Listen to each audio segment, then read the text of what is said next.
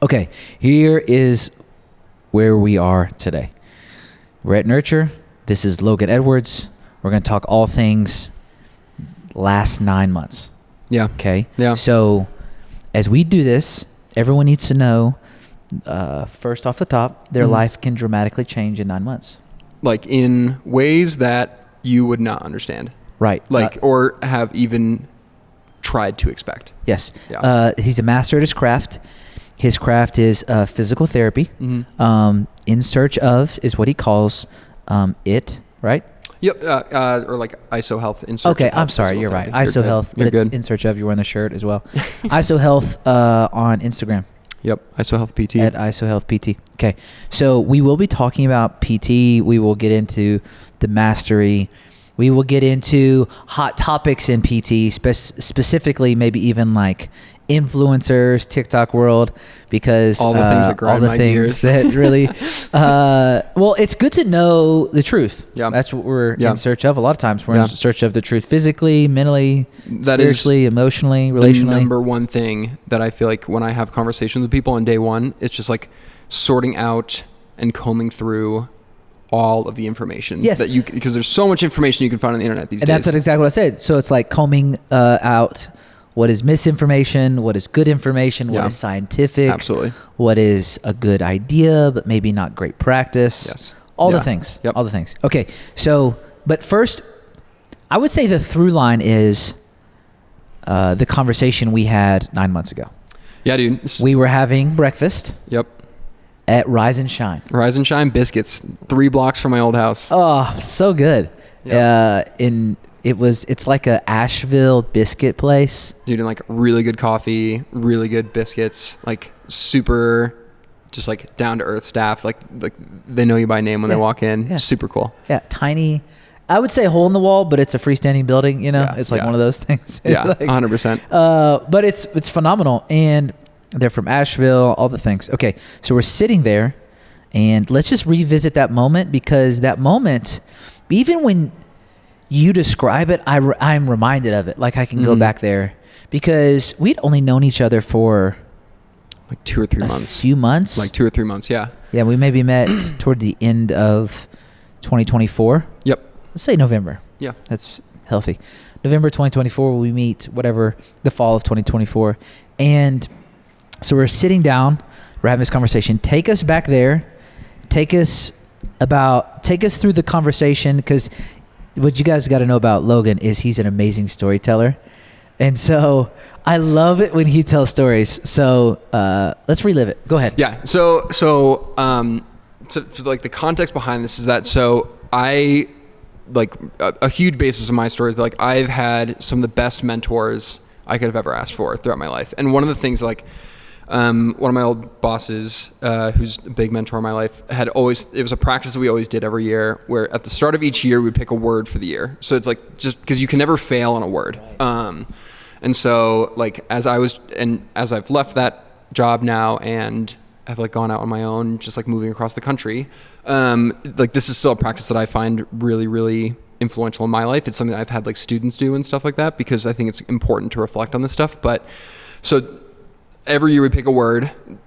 Last year in 2024, my year was home, because my fiance Rebecca and I had moved away from home to this new place in Denver, Colorado.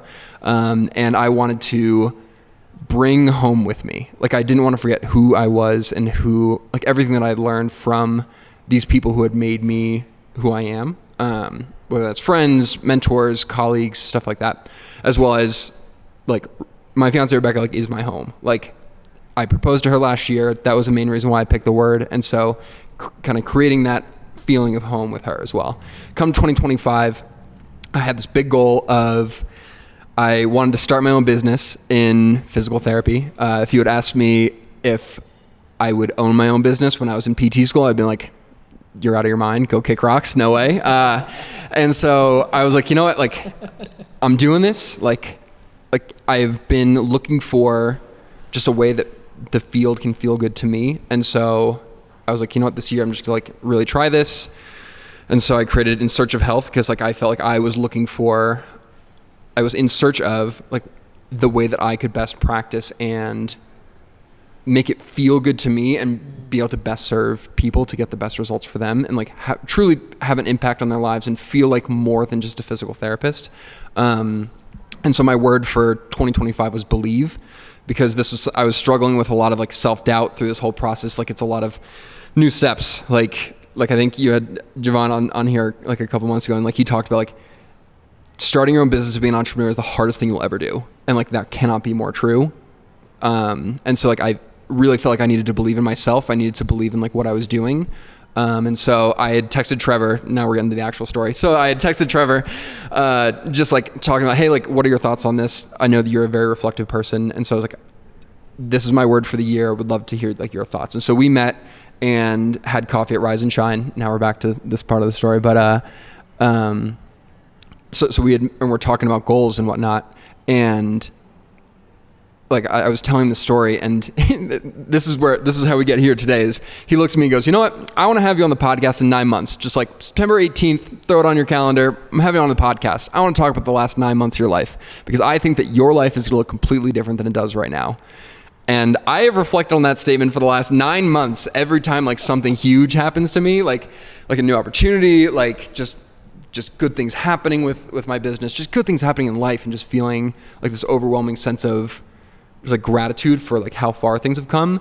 And it's like I've waited for this day to just be like, like that statement was so wild. and like I tell people this all the time, and like I tell patients like all this sort of stuff, and they're like, this is crazy that this dude predicted this. And we were just talking about this kind of before we started recording, where you said like it's not a crazy take. Like if you see someone who is good at their craft and has like a passion in a project that is like has a little bit of a proof of concept, then like good things happen. And here we are today. And where are we today? Yeah. Meaning like what happened this week? You took a video. Yep. And he sent it to me. Can we talk about that video? Yeah. So my like measurable goal for my business this year was I was working another job at the time, and so I had a little bit of like basically growing my business in my free time, so trying to work 2 jobs, which is not the easiest thing in the world. But so I've grown that over the past year, and my only goal for 2025 was to just go part-time in my business, be able to like take on enough clients on my own to like really go part-time. And on Monday, I sent Trevor a video of me sending in my resignation email to my other job, that I was able to like, I'm now full-time in my business. I just like 3 weeks ago moved into a new clinic space right down the street from here. Just like a beautiful space. It's 3 blocks from where we had coffee that day. It's right in this little neighborhood of businesses that feel like home to me. We've now moved out of that neighborhood, but like it's always just, that was our first place we lived in Denver, and to be back there and to be with like these other business owners and just like people in that community, every day when I walk into that clinic, it feels like home, which is super, super cool. Okay. So the one metric you had this year was to go part-time. And in 9 months, you have surpassed that, pretty much doubled the outcome in 9 months, and you were full-time. Mm-hmm. Congratulations. I appreciate you. It was so easy, wasn't it? Some might say that, right? No, like I would have expected it to feel harder. Like there's been times that have felt so difficult, but there have been times that have felt so easy, where like I've had so much support around me. And I think like a really good thing that like I've kept in my mind that like I heard from just like people, and I've gotten this like piece of advice in the past of like, whatever you want in the world, like you need to put out. So it's like, for me, like when I was starting the business, it's like, I just like really wanted to feel support, because this was my first time on my own. I am a big people person. I love being a part of a team.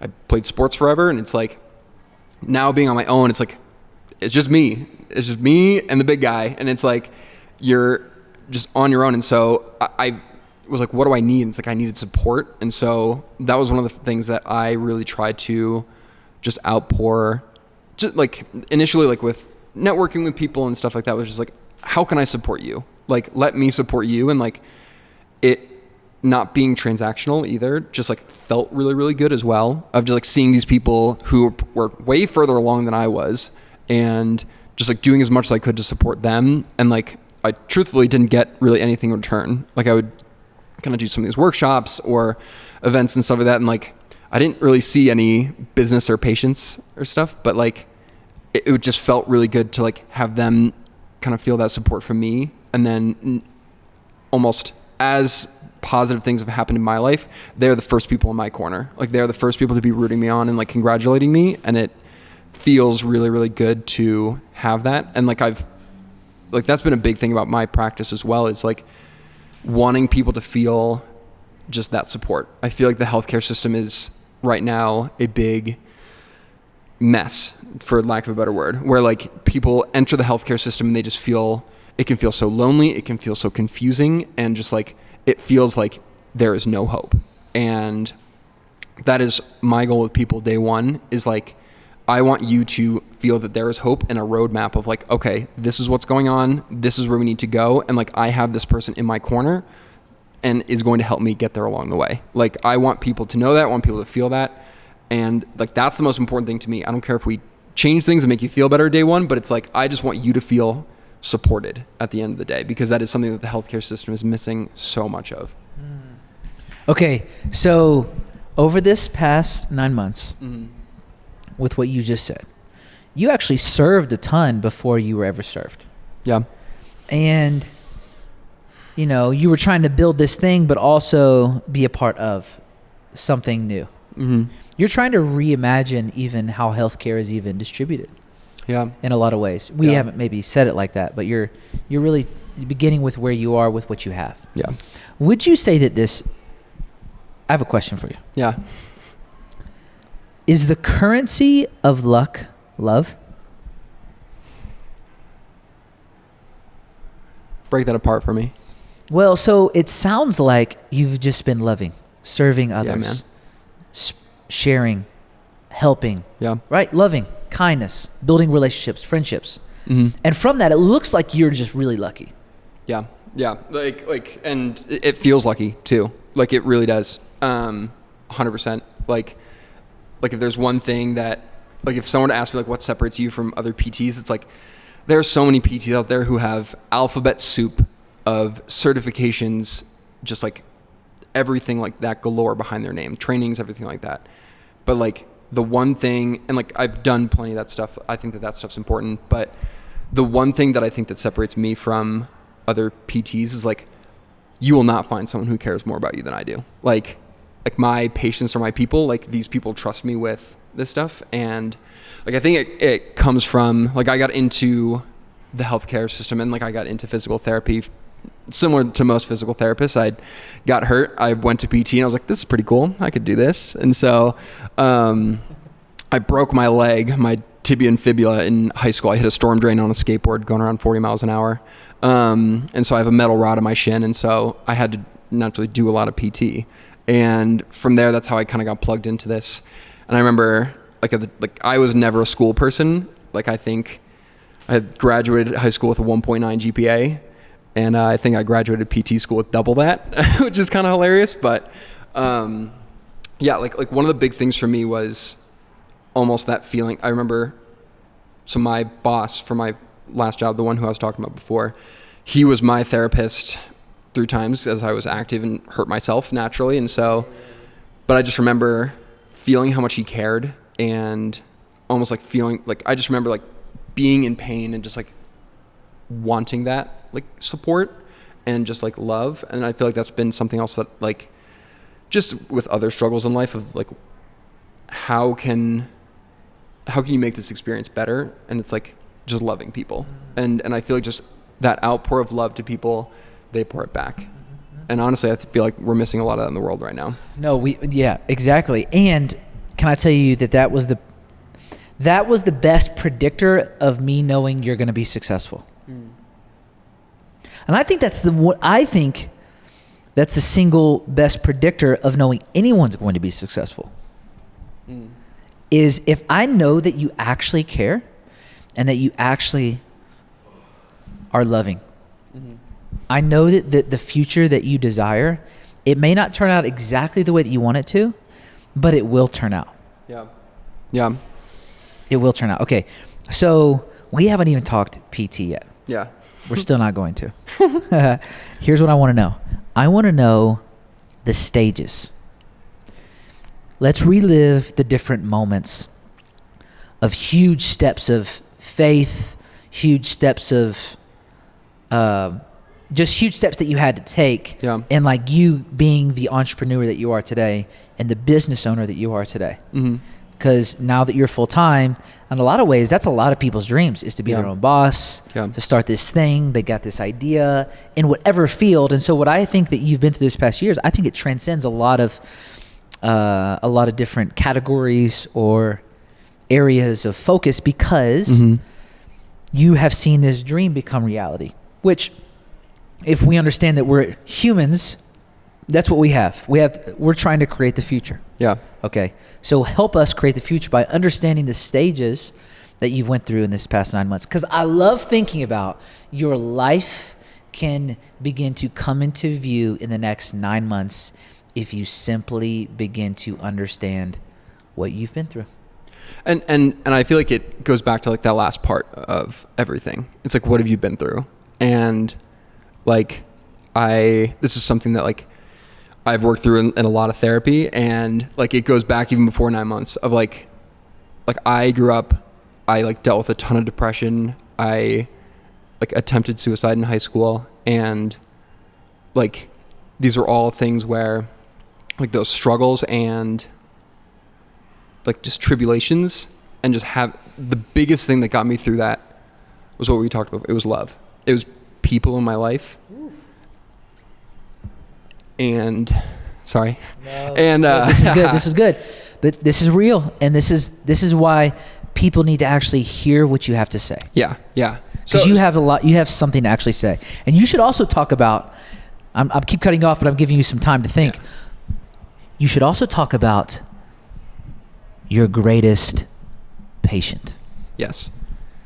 So, like, in high school, I was egregiously bullied. Like, just didn't want to go to school every day. I struggled a lot with just depression, like self-harm, and like the thing that got me through that was the people in my life. Like people who believed in me more than I believed in myself.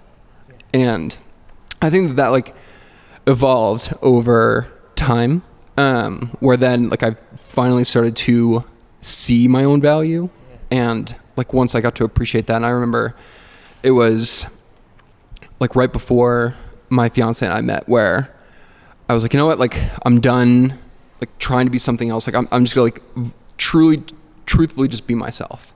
And like getting her, like almost like then meeting her and just seeing how much that was loved and appreciated, like that changed my life. Where it was like, then, okay, like you have value. You do deserve love. You do deserve good things in your life. And like that has totally shifted my mindset, where I've never, like ever since then, I've just been so happy, where it's like, because it's more so a happiness with myself of like, no, like who you are is enough. And then it's that confidence that I feel like she really taught me, that now I've been able to bring into this, where I remember when I even just had this idea. My boy Ricky back home, I know you're gonna watch this. Like he, my boy Ricky for sure sounds like a movie, but it's not yet. Dude, my boy Ricky's about to be a dad.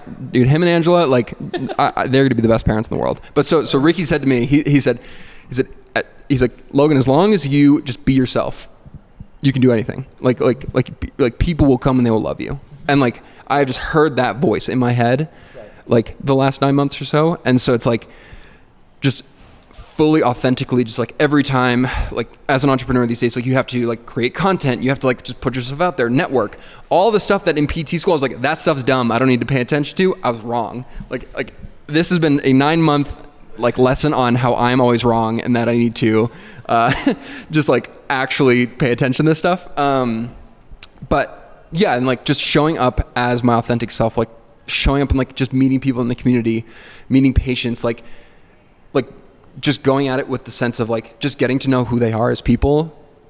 Like I don't know. I feel like the world is so transactional these days, where it's like when I meet people, when I like meet people in the community who like I could refer patients to, or like just like get to know who they, like what their business is. I want to know who they are, like, because who they are as a person is going to directly correlate to who they are in business as a practitioner, like wherever. And like I said before, like my patients are my people. I want them to be taken care of anywhere they go. Okay. Your patients are your people. Mm-hmm. Talk to us about the greatest patient you've ever had. Yeah. Sorry, I got into a tangent there, but like, it's great. So I remember like I was talking to someone about this, like kind of leading up to this moment, and they told me like you should talk about the patient who you felt most convicted to serve and to help. Yeah. And I remember like saying, oh, like this person at my last job or whatever, like I really helped them. I'm like, nope, it's not that one. The most important patient who like told you and like showed you why you were doing this, you never actually saw. I'm like, oh my gosh, I almost forgot about this person. It was crazy. So at my last job back in Canada, I remember we had this patient who had been put on my schedule, and I remember the like patient service coordinator like came up and talked to me. It's like, hey, like just a heads up, like this person's coming in. They have a certain injury, like mechanism of injury was a suicide attempt. And like I just remember like feeling this overwhelming sense of, I just want to love this person. And I feel like it was because I knew that I could love them the best. And it was hard because it's like, it was this big whole thing with them where like, I never actually saw them. Like it would get to be maybe 2 or 3 days before their appointment, they'd push it back. 2 or 3 days before their appointment, they'd push it back. And I remember calling them myself and leaving a voicemail, just be like, hey, like you take it at your own pace. I just want you to know that like when you're ready, like I'm so excited to help you. And I have no idea what happened to that person. I don't remember their name. But I just remember feeling this emotion of just like, I can help this person. Like, and I didn't even care like what was going on with their body at the end of the day, because it's like the emotional side of rehab and just like recovery in general is borderline more important than the physical. I will say that again, like the way that a therapist makes someone feel is borderline just as important or more as like how they feel physically. Yeah. Because like if you can provide someone with that hope and with just that feeling of like he's got me, you can do anything. How are you helping people? How are you helping people be able to do anything? So it's cool. Like I've had like 2 or 3 people this week where like I had a new evaluation this morning of like 25-year-old girl. She comes in and she's like, oh yeah, like I got told like I can't really play volleyball anymore because of like my knee pain. I got bad knees. And I'm like, you're 25. Like what? Like who is telling you this stuff? Like what are we doing here, people? And she's like, yeah, I've just had knee pain, haven't been able to run, squat, anything like that. And like I had her try like a box squat, like to start the evaluation, everything, just like watching her how she moves. She's like, oh yeah, I definitely like feel that in my knees, like that hurts. An hour later, she did it single leg, no pain. She's like, that's insane. Like I have not felt this good in 2 years. And it's like seeing, and I told him like, hey, like we're not done. Like this stuff, like we can open up a window of pain-free range of motion, but like I need you to understand the concepts behind this because we're a team on this. Like I need you to understand this that way, because like the way my philosophy is, my practice is, I want people to be just as involved with this as I am. Like if people just want to come in, think that they're going to get like a quick fix and leave, like I'm sorry, but I'm not your guy. And that's totally fine. But like the biggest thing is that they understand why we're doing what we're doing, and they understand the steps that they need to take to get to where they're going. Because then once they're involved, it's like people are smart people. Like healthcare providers, they treat people like they're robots are idiots. And it's like, no, like tell the person what they need to know. And these people are smart. They're like, they do incredible things maybe outside of the healthcare system, but like if we can get them involved, then like it's going to go way further than anything that I can just do. And so it's like, I feel like I do a lot of, like my background is in strength and conditioning. I like incorporate that a lot into treatments and everything. And I feel like I have done the deep dive into every little sector of PT. And I feel like this is a good segue into like the hot takes that we were talking about. But like I feel like it's so important to understand the different lenses behind everything, because all the time you see this online of like POV, you do this exercise and your knee pain goes away. Garbage. Like I think I made a post a couple weeks ago. It's like POV, you do this exercise and your employer doubles your 401k match and the world peace happens. I'm like, because it doesn't work like that. Like what's going to really help someone on one hand could like really hurt someone else. And there's like so much nuance to this stuff. Like PT is like ogres, or like what was Shrek? He's like, he was an onion. He was an onion. He's got layers. He's got layers. Yeah, dude. Like this stuff has layers. There's levels to this, and so like being able to, like, a big part of my practice is dry needling. Like, it was something that I was in school and it was like becoming more and more of a thing. And I remember being like, I'm going to be the best clinician who doesn't need dry needling. I was wrong. Like I saw how much it helped people and how much it got people out of pain.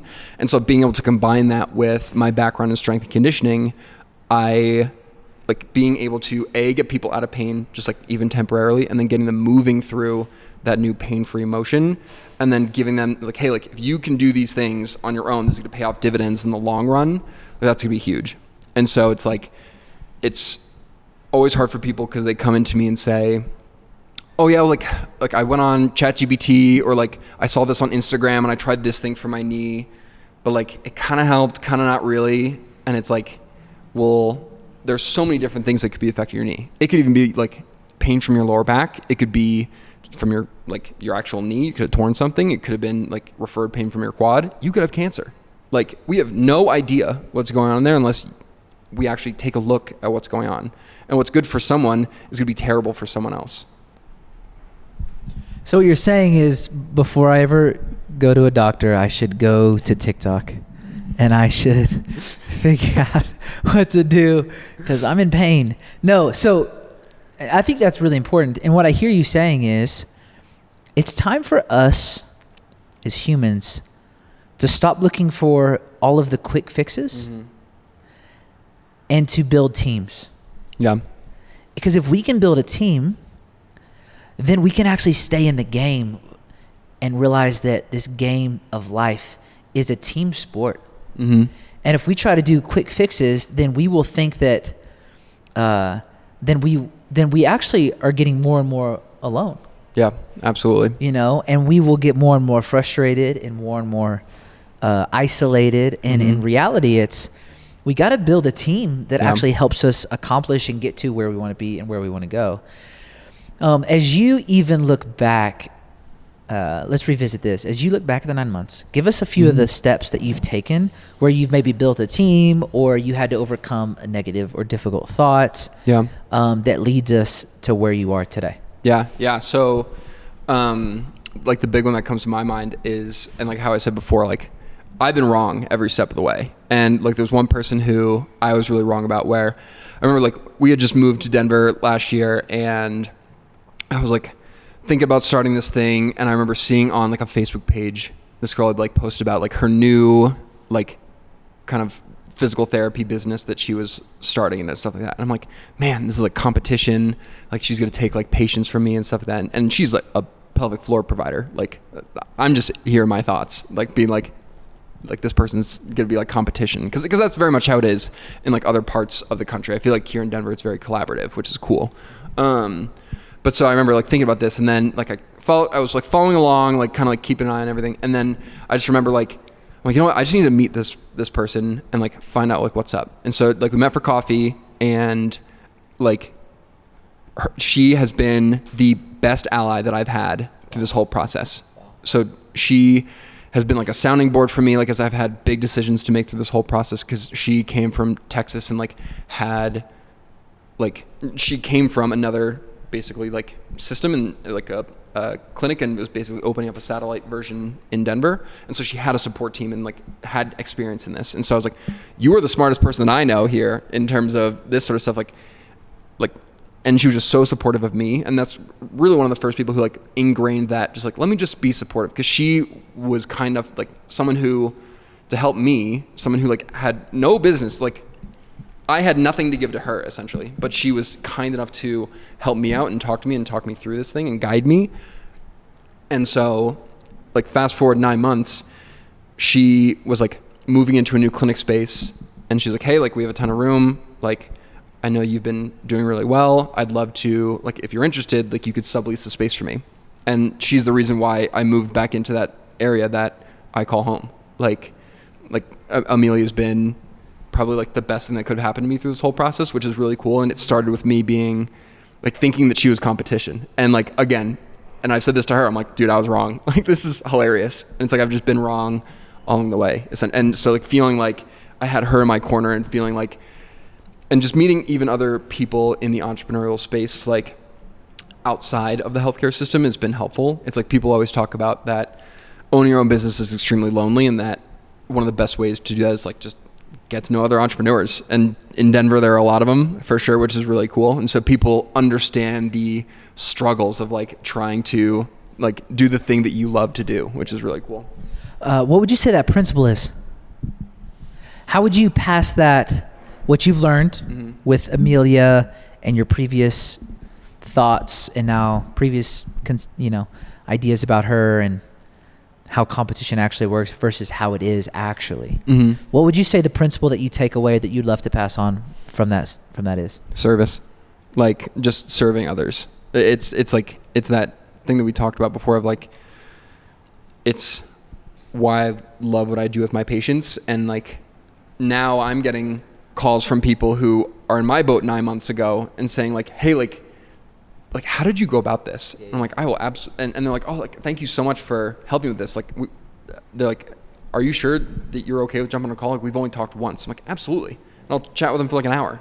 I'm like, because if I didn't get that, right, I wouldn't be able to do what I'm doing. Right. And it's like seeing how this has evolved over the last 9 months. Like my background in the field is like, I was in a traditional clinic at a school, and like in these clinics it's hard where like insurance reimburses so poorly these days just because of cuts and everything like that. And so that's why like these traditional clinics have to have tons of patients. Like I was seeing 12 to 20 patients in a day, and then taking all that documentation home and doing it unpaid. So it's like you're working unpaid and stuff like that, and then coming out here.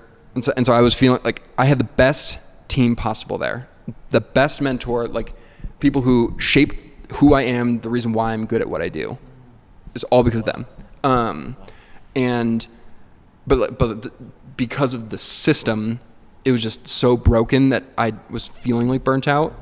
And then coming here, like I was looking for something different. I tried like a different, just like kind of field PT, like doing like more in-home visits and like kind of home care. I'm thinking like, oh, like maybe this will be better. And thinking that was my way out.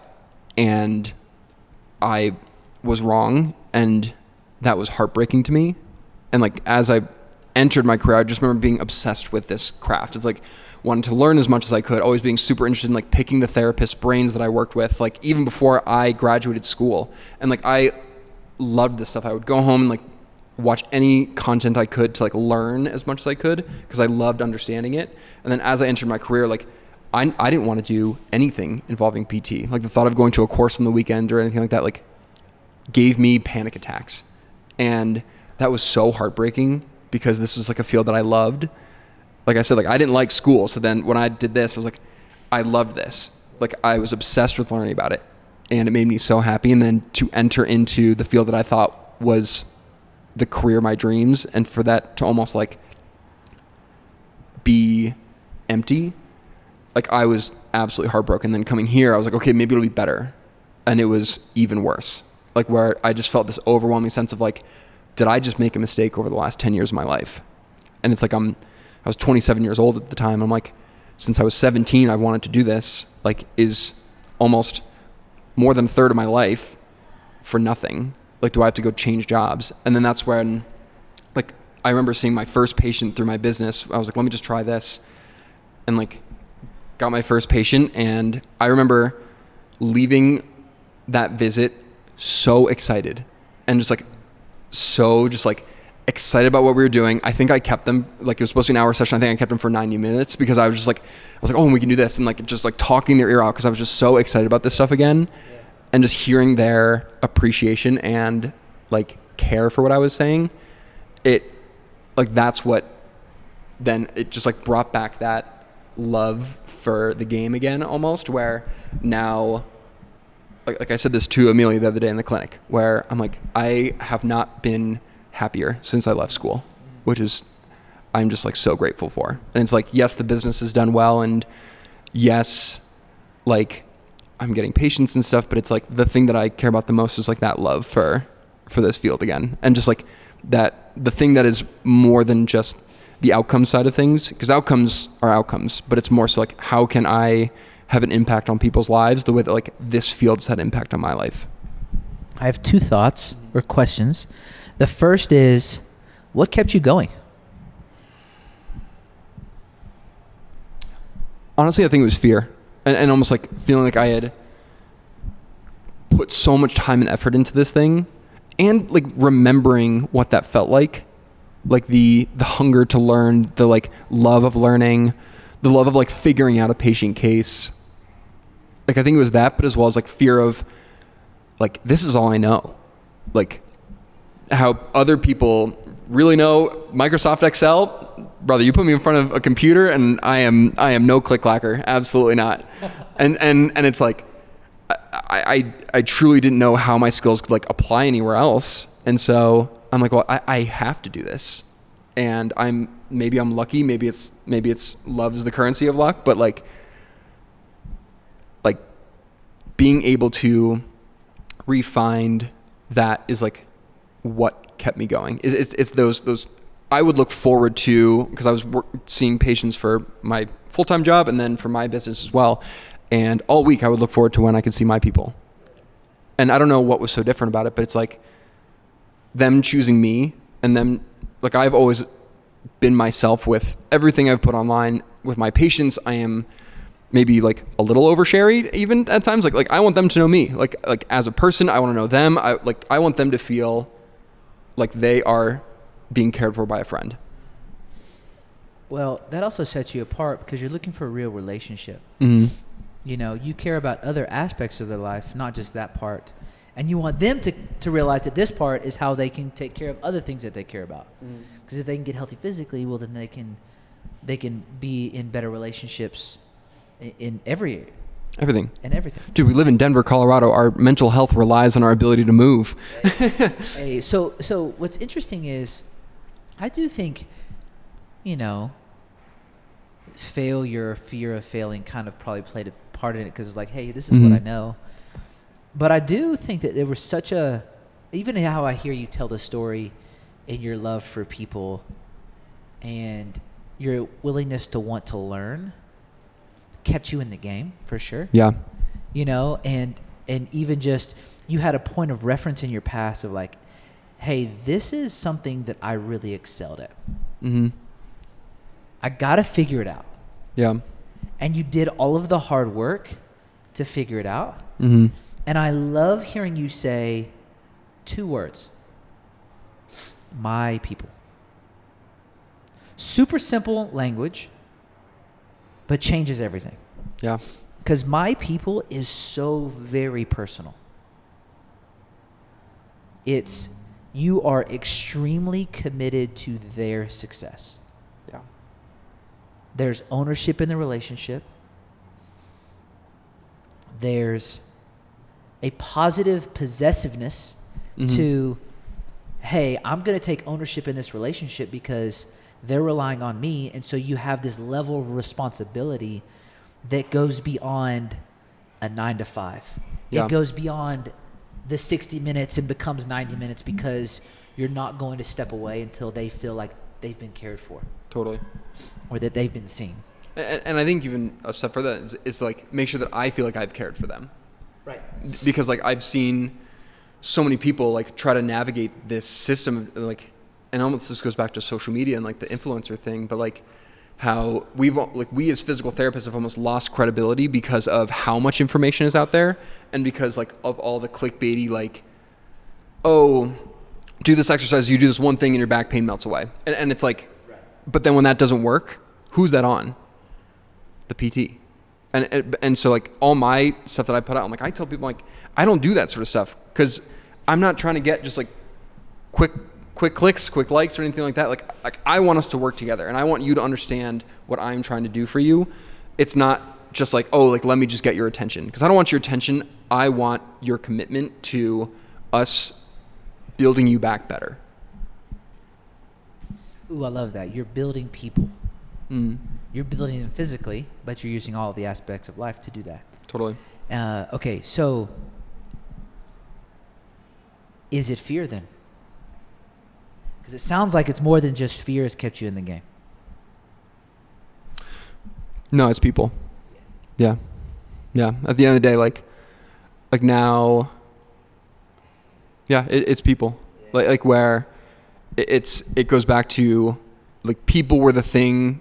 Like people were the ones who like kept me here. Yeah. Like they're the ones who cared for me.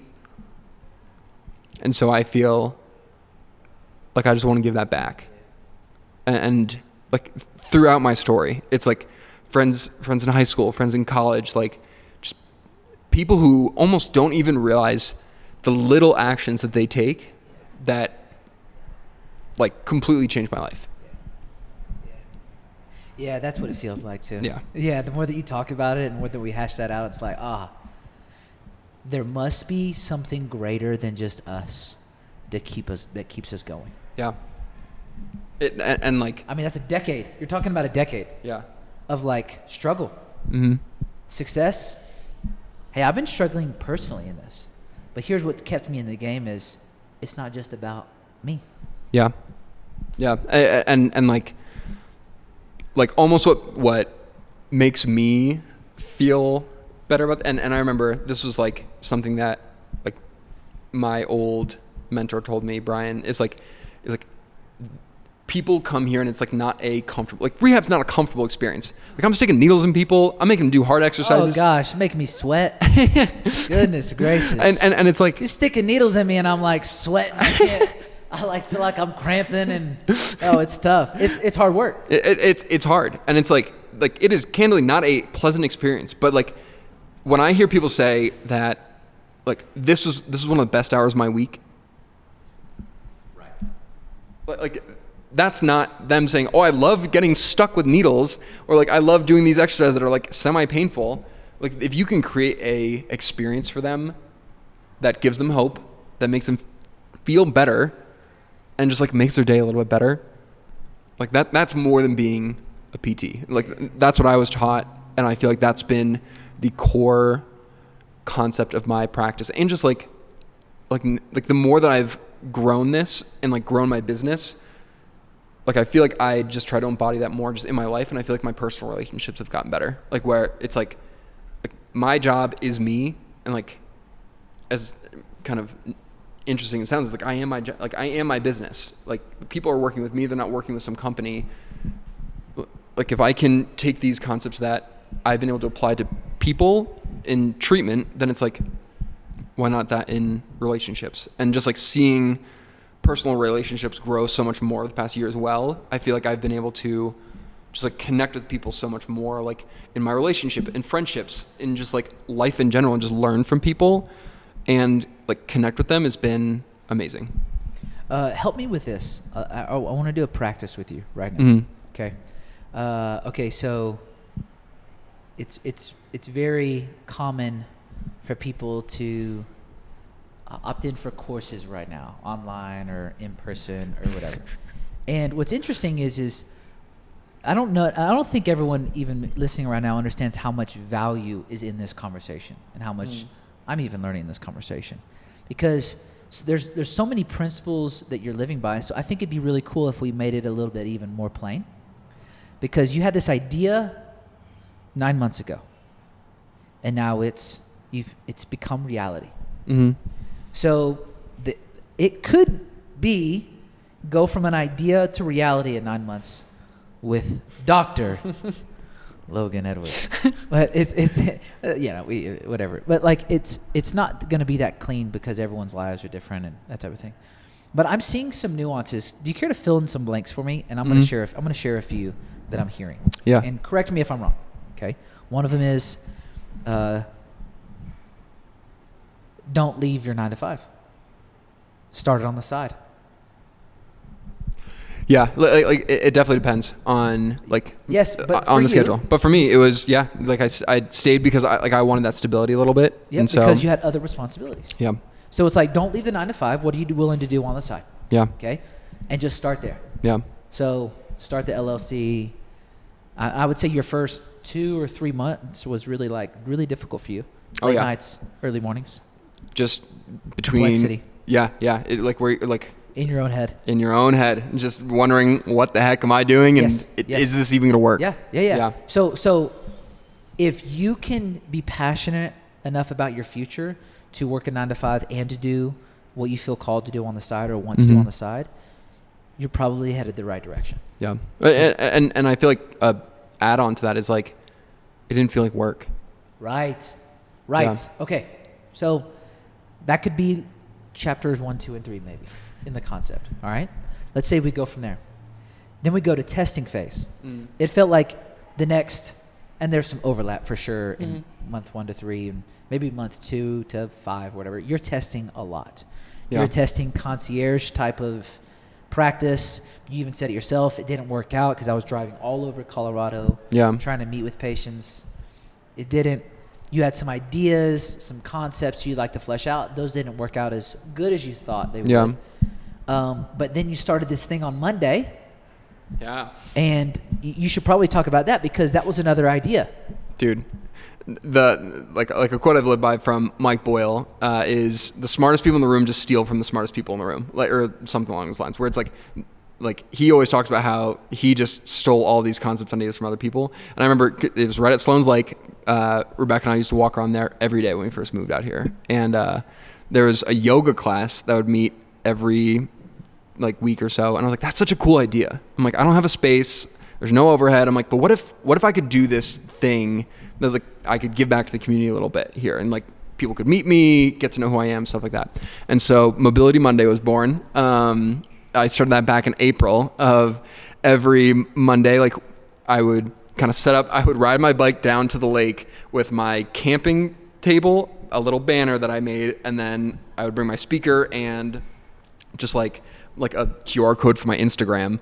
And it was the most janky setup ever. But so we would ride down there every week, and I would host an hour-long mobility class. I got this idea from an old coworker of mine, another mentor, who she would always do this class called Kin Stretch at her gym that she owned with her husband, and she never charged me for it.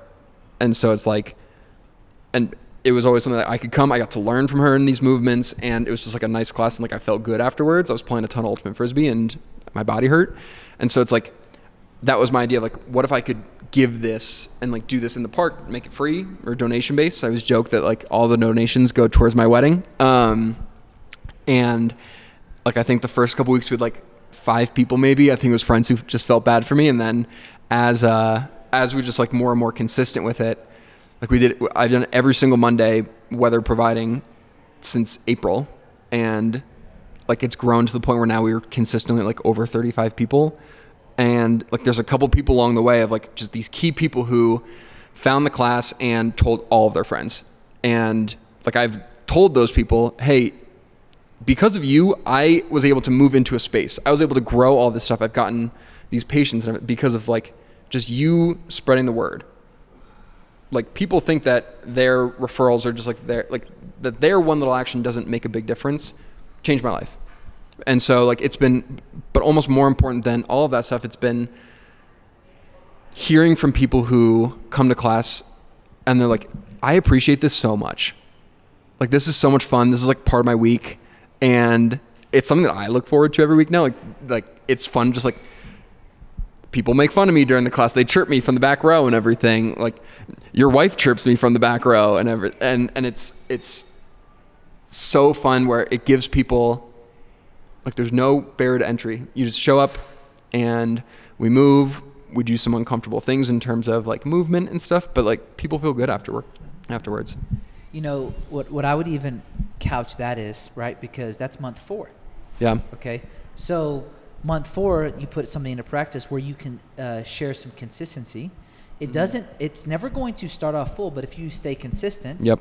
How many weeks before we got 30 plus averaging weekly? Dude, like maybe 8 weeks. Yes. Like 8 weeks of consistency. That's not that bad. No. But it is 2 months. Oh yeah.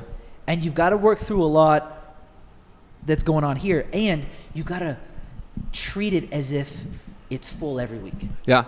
Like there were some weeks where how you prepared though. Talk about that, because your preparation was not. You weren't casual about what you were doing. You were very serious. Totally. Like and you were professional. Like my thought process whenever I would create like a plan for the class was I would think of like, because I would have patients who would come to class. Because again, just like another thing that I wanted them to be able to have in between sessions and stuff. And so it's like I would think about a patient like, okay, like what could this person use, and just like program in stuff for them, or like just different things like that of just kind of taking the time to plan the class and everything. But then also like you said before, yeah, some weeks it was like, oh my gosh, we got the most people we've had. And then I remember there was one week where we went from 20 the week before, and then there was 2 people that showed up. And I remember it was, but those classes with 2 people where it was me, my fiance, and one random person, but like that random person never didn't come again. Like they came to every single class, and like it's always so exciting to see them, and I got to like get to know them and just like talk to them through the whole thing, which is cool. But yeah, like when you're expecting 20 something and you only get 2, it's kind of the little gut check where it's like, okay, like, am I doing the right thing? And it's like you said, you just have to be consistent with it. And your why was completely ironed out. Yeah. Because I know you'll show up for one. Mm-hmm. But see, a lot of times we're looking for a specific result that's not that. Yeah. And so I would even couch that time frame as, because you figured out what wasn't good and what was, you were creating the product. Mm. So it's like you were actually testing the product. You were seeing if it was of value. You were seeing, you were also opening up for like, okay, I'm doing this on the side, but who can I help from here? Or am I going to bring so much value into this group setting that people are going to have to join me in a one-on-one setting? Mm. And like, I guess like my goal for Mobility Monday was that people could see what I was about. Right. Like, it's like, and when I have patients, like someone comes from Mobility Monday, they meet me and then they're like, hey, like I have this going on, I want to schedule a session. And then they're like, oh yeah, we did this at Mobility Monday, I remember this. Or like they understand that like my process is not a passive one, like that they are going to have to move. They understand my kind of quirks and how I talk to people and stuff. And like Rebecca comes to every class. Like I want them to get to know me. I want them to get to know my fiance. Like I want them to be in like my circle essentially. And so like, then it just allows me to break down that like almost barrier with the person a little bit to be able to truly connect and like get to work. Yeah. And then, you know, from then, man, you've just been really consistent. You are who you say you are. You've had a few different opportunities that didn't work out, but you based everything off of integrity. Mm. You know, you did some things, you didn't do some things just because you're like, I'm going to be the most integrity, high character person I can because this is the type of community I'm trying to build. And you built community. Yeah. You built community, you tested a product, and you just kept doing that thing. Yeah. And it's been cool. We're even like, someone signs up for like a Mobility Monday, they bring a couple of their friends because usually people don't go to things alone. And it's like seeing the different friend groups mesh together and say like, hey, it's great to see you from like last week. And I'm like, they wouldn't know these people if it weren't for this. And like, that's more powerful than some stretching class that I'm putting on or something. It's like, and especially if I can give them like little nuggets of information, like kind of what we've talked about and explain the nuances of this stuff and so that way they can go out into the world and see like, oh no, like there's a lot of misinformation on the internet in terms of physical therapy, rehab, exercise, stuff like that. Like a lot of promises and absolutes. And like if I can get people out of the mindsets of absolute, then that's a win for me, because there is so much nuance to this where if someone's giving you an absolute, they're trying to sell you something. No, yeah, exactly. And the difference between, I think, things that last versus don't is one of my favorite leadership strategist coaches, Blake Davis. Shout out to Blake Davis. He talks a lot about how motivation, comes and goes, but it doesn't last all the time. You're not always the most motivated you've ever been. But he always says, two of the key things that really do last are integrity and intentionality. Yeah. And you've been able to put that into practice exponentially and very consistently. And so you're building a culture, a community, a product that is going to be effective for the long term. Yeah. I appreciate that. Yeah, you're welcome. Well, it's easy because it's easy to watch you do the thing. And you keep going further and further in. And you're seeing it be, it be provided for you, but also you're going all in more and more with it. You're not settling for a spot. Yeah. You keep going and pursuing being able to provide more for people. Yeah. Like this has never been a job to me. No. Like even from like I've always been interested in just health and wellness, and then even just like supporting people.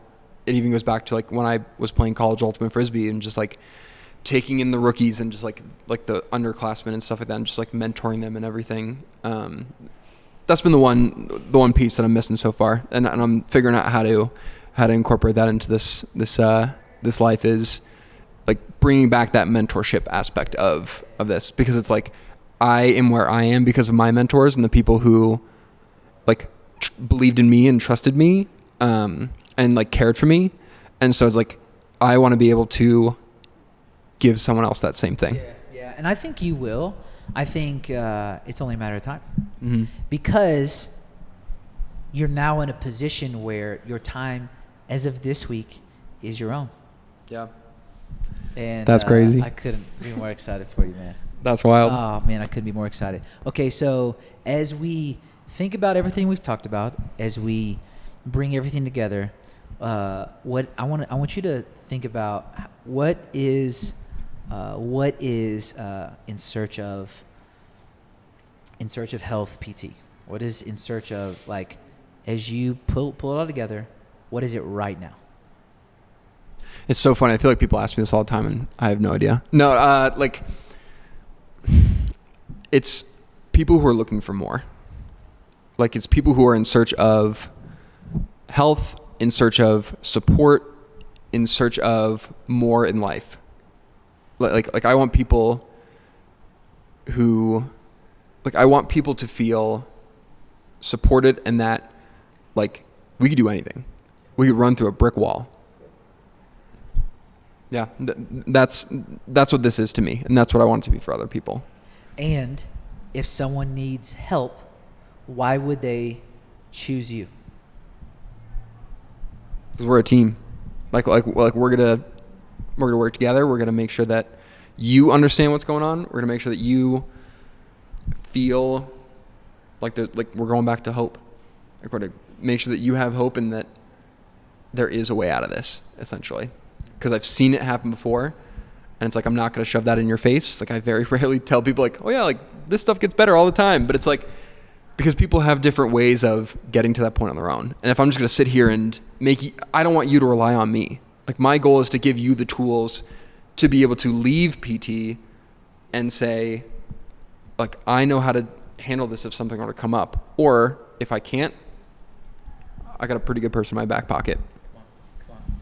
And if someone is interested in the same field you're in and they'd like to talk to you or find a little bit of mentorship, filter them out right now. Meaning, like, remove the people that don't need to be talking to you. Yeah. So, like, I actually met a girl at Mobility Monday, like a couple months ago, where like I looked at her, I'm like, you're gonna be a better PT than I am. And it's because she thought about the concepts. Like it wasn't, oh, because you have this, then this. It's like, if you can see the concepts and understand why something's going on, that's what's going to make you a fantastic clinician. It's like being able to understand the whole person and understand like the concept behind a certain exercise, the way that we're loading something, the way that maybe something's irritated, being able to zoom out and understand all of that stuff. That is what you need to look at. And you need to look at the big picture versus the people who walk in and see, oh, you have like a patellar tendonitis or something like that. We're going to do A, B, C, and D. And that's it. Like there is no cookbook to this. It is like a living document. It is always changing. We're always adapting. I was just saying this to someone this morning, like we are never doing the same thing more than twice, because if it doesn't work in 1 to 2 sessions, we're moving on. I'm not wasting your time. And I think that that's where like the pitfalls of this field kind of come in.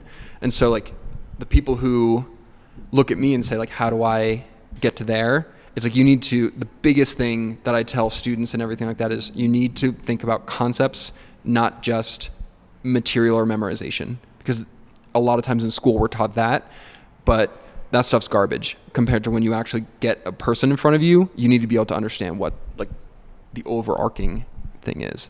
You are an extreme professional, and you know the intricacies of your craft.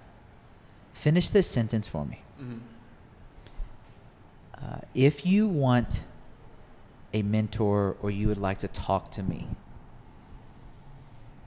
you have to be fill in the blank.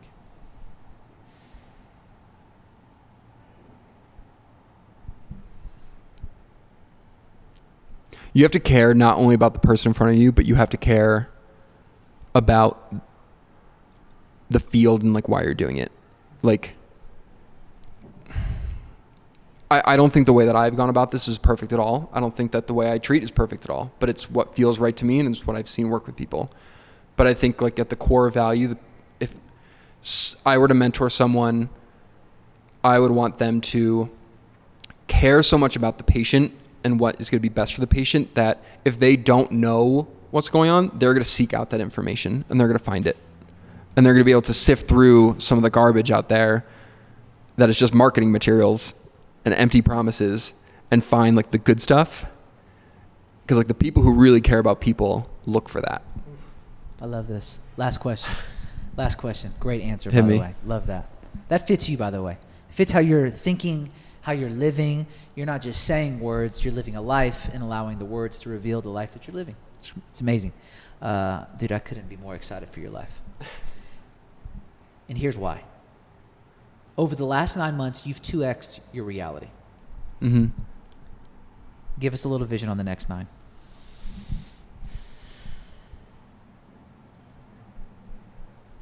Dude, honestly, I look at the way that yesterday, for example, I was in the clinic all day. Like, I got to wake up, grab coffee at the coffee shop across the street, and just like saw a couple patients in the clinic, saw a full day. And like, if I could just live that, that's amazing. Like when people ask, oh, like what's the next project and everything. And like I have other projects in mind and ideas come down the pipe and stuff, but it's like I've finally gotten to a place that feels so good. And like what I dreamed of when I was through that 10 years of being in school and getting a doctorate and then going through and navigating a healthcare system that was designed to chew people and spit them out in terms of like a provider standpoint and a patient standpoint. But like, I feel like I'm so happy with where I am right now that like if I can just keep living this and keep just like being happy with where I am at, and then I've directly seen that correlate to better patient outcomes, which is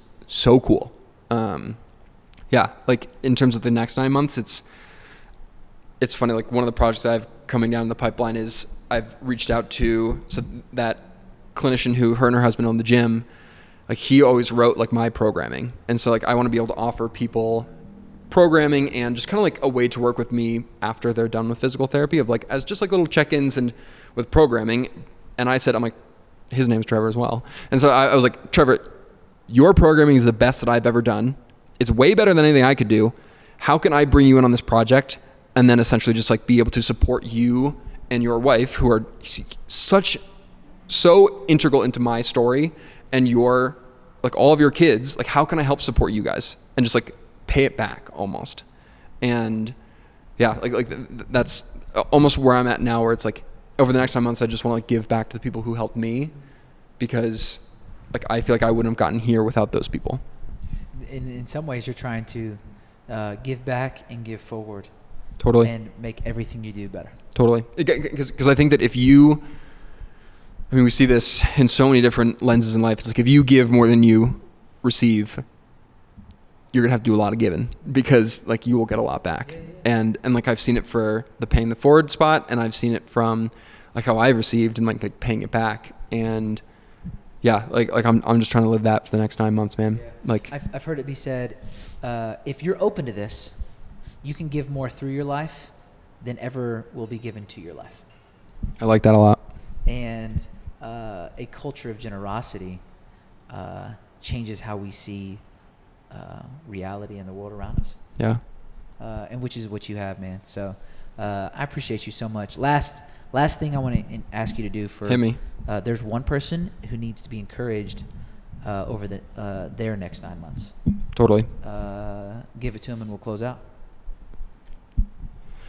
Be yourself and lean on the people who love you, because there are way more people who love you than you think. For sure. Full Vantage Podcast with Logan Edwards. ISOHealth. How do they find you, real quick? You can find me on Instagram at ISOHealth_PT, I think. Or you can go to ISOHealthPT.com. That's my website. Appreciate you, man. Of course. Love you, bro. Love you, dude. Excited for you guys to get healthy. The next 9 months, I believe, could dramatically change your life. Dude, don't say that again. I don't even know what my life's going to look like. I do. We'll talk after. All right. See you guys. Love.